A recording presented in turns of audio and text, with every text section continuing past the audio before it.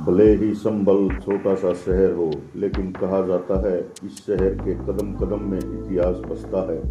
यहाँ पर हाल ही में हुए दंगों के बाद खुदाई चल रही है, जो प्रशासन की देखरेख में हो रही है। कहा जाता है यहाँ कई ऐतिहासिक धरोहरें मौजूद हैं। यहाँ तोता मैना की कब्र है। इसके अलावा बाबरी कुआं है, जिसे चोरों का कुएं के रूप में भी जाना जाता है। हाल ही में की खुदाई में एक कुआं मिला है, जिसे पौराणिक बताया गया है। खुदाई के दौरान एक बावड़ी मिली है, जिसे पृथ्वीराज चौहान के समय की बताया जाता है, जिसकी खुदाई अभी फिलहाल चल रही है। कहा जाता है संभल एक प्राचीन और पौराणिक नगर है, जिसका वर्णन स्कंद पुराण, कल्की पुराण आदि कई पुराणों में आता है। कहा गया है यहाँ 68 तीर्थ और 19 कुएं हैं। पुराणों में कहा गया है भगवान कल्की इसी जगह पर जन्म लेंगे और कलयुग का अंत करेंगे। संभल एक प्राचीन नगर है। यह एक समय में पृथ्वीराज चौहान की राजधानी भी रहा है। सतयुग में इसका नाम सत्यव्रत था। त्रेता युग में इसका नाम महदगिरी था। द्वापर युग में इसका नाम पिंगल था और कलयुग में इस नगर का नाम संभल है। यहाँ 68 तीर्थ और 19 कूप हैं। यहाँ अति प्राचीन मंदिर है। इसके अलावा 3 मुख्य शिवलिंग हैं। पूर्व में चंद्रशेखर, उत्तर में भुवनेश्वर और दक्षिण में संबलेश्वर। यहाँ पर हर वर्ष कार्तिक शुक्ल की चतुर्थी और पंचमी को मेले का आयोजन होता है। श्रद्धालु इसकी परिक्रमा करते हैं। कहा जाता है बाबर ने हुमायूं को संभल की जागीर दी थी। उसके बाद शेरशाह सूरी ने हुमायूं को खदेड़ दिया था और संभल की जागीर अपने दामाद मुबारिक खां को दे दी थी। कहा जाता है बाबर के सेनापति ने यहाँ के कई प्रसिद्ध मंदिर तोड़ दिए थे। जैन मूर्तियों को भी खंडित किया गया था। बाबर ने यहाँ पहली मस्जिद बाबरी मस्जिद का निर्माण करवाया था। संभल में प्राचीन विष्णु अवतार कल्की मंदिर भी स्थित है। आइए अब हम यहाँ के मुख्य स्थानों के बारे में विस्तार से जानते हैं।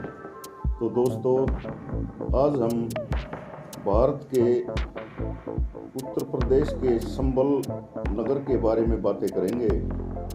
आशा है आपको मेरा ये प्रयास पसंद आएगा। पसंद आए तो मेरे चैनल को कृपया सब्सक्राइब जरूर कीजिए, ताकि मैं आपके सामने ऐसे ही ऐतिहासिक वीडियो ला सकूं। तो चलिए, संभल का किला। जैसा कि हम जानते हैं, प्राचीन काल में राजा किलों में रहते थे, जो उन्हें दुश्मनों से सुरक्षित रखते थे। यहाँ वे अपने हथियार, अन्य सामान, खजाना आदि रखते थे। संभल का किला लगभग 400 साल पहले संभल के नवाब द्वारा बनवाया गया था। इस किले में मुगल और ईरानी वास्तुकला की शैली है।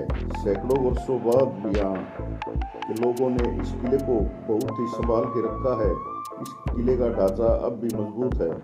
किले में एक मस्जिद और एक गेस्ट हाउस भी है।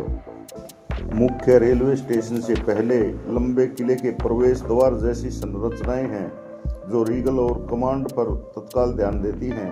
वे रोमन शैली की वास्तुकला में से एक को याद दिलाती हैं। इन द्वारों से गुजरना निश्चित रूप से आपको रॉयल्टी का एहसास दिलाएगा। जामा मस्जिद संभल। जामा मस्जिद, जिसे बाबरी मस्जिद भी कहा जाता है, संभल के सबसे पुराने स्मारकों में से ये एक है।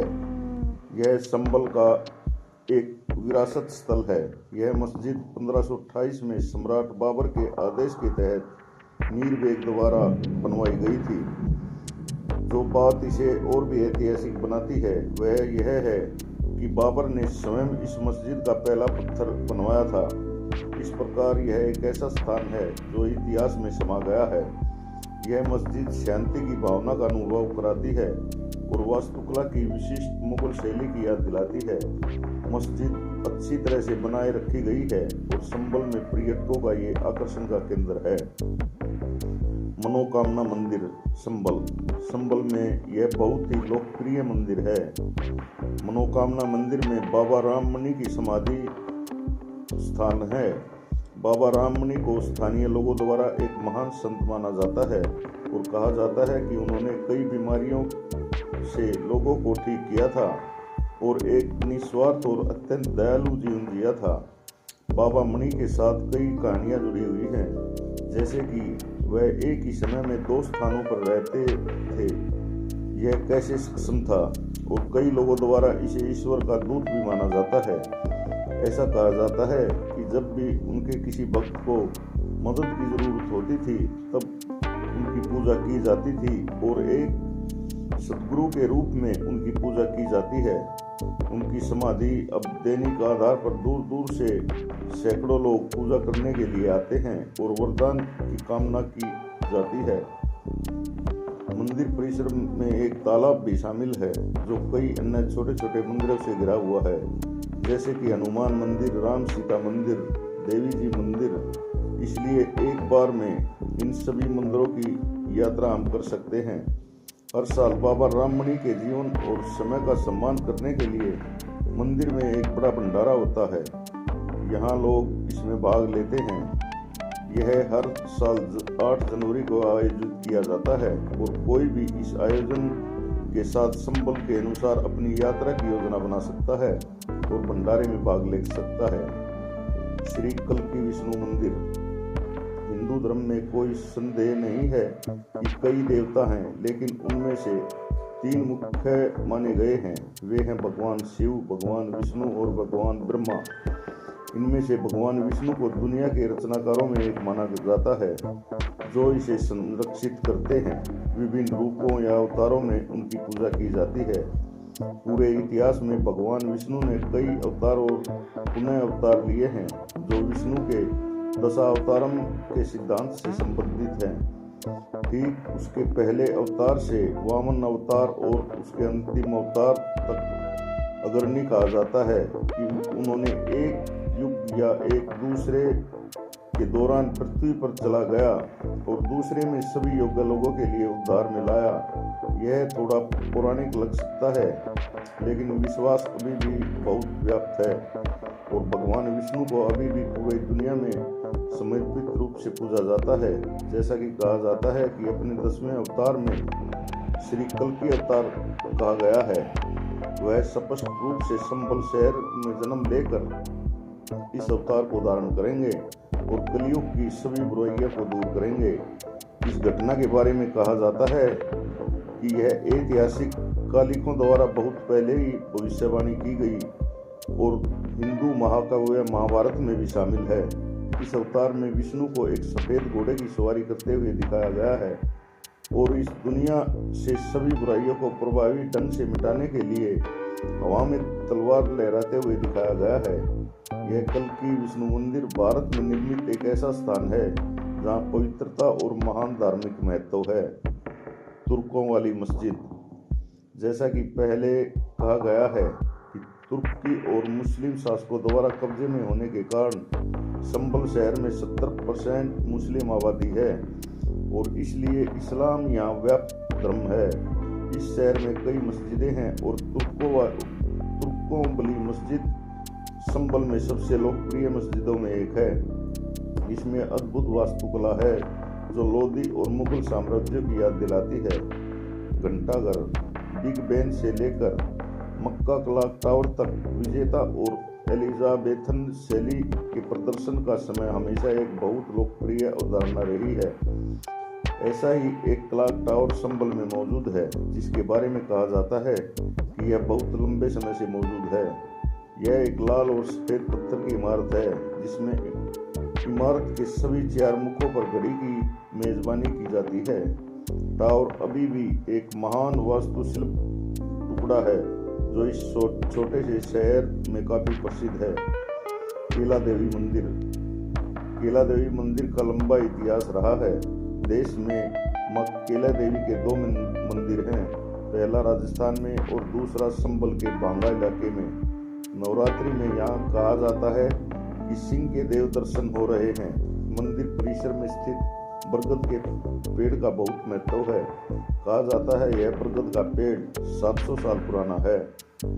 सोमवार को यदुवंश कुलदेव की मां केला देवी के दर्शन का विशेष महत्व है। तोता मैना की कब्र। संभल में स्थित यह तोता मैना की कब्र एक रहस्यमयी कब्र है, जिसके बारे में कहा जाता है कि तोता मैना की मज़ार का इतिहास 1000 साल से भी ज़्यादा पुराना है। कहते हैं कि पृथ्वीराज चौहान इस जंगल में तोता मैना के जोड़े को देखकर बहुत खुश होते थे। वे अक्सर उन्हें देखने आते थे। जब ये तोता मैना नहीं रहे तो राजा ने उनकी याद में ये मज़ार यानी कब्र बनवा दी। साथ ही उनके किस्से भी इसके ऊपर दर्ज करवा दिए, लेकिन इस कब्र के ऊपर क्या लिखा है ये आज तक कोई पढ़ नहीं पाया। हिंदू, उर्दू, अरबी और न जाने किन किन भाषाओं के लोगों ने इसे पढ़ने समझने की कोशिश की, लेकिन इस भाषा को कोई भी समझ नहीं पाया। संभल का इतिहास बहुत ही समृद्ध है और यहाँ कई शासकों और सम्राटों का घर रहा है। लोधी से लेकर मुगलों तक 5वीं शताब्दी ईसा पूर्व से लेकर 16वीं शताब्दी तक यह किसी न किसी सम्राट के शासन के अधीन रहा है। 5वीं शताब्दी ईसा पूर्व के दौरान संभल 5 शासकों का घर था और वह बाद में राजा अशोक के साम्राज्य का हिस्सा हो गया। उसके बाद वह पृथ्वीराज के साम्राज्य का हिस्सा हो गया। तो यह था संभल का इतिहास। आपको कैसा लगा मुझे कमेंट करके ज़रूर बताएं और मेरे चैनल को कृपया सब्सक्राइब करें, ताकि मैं आपके सामने ऐसे ही ऐतिहासिक वीडियो और कहानियाँ ला सकूं। धन्यवाद। जय भारत, जय हिंद।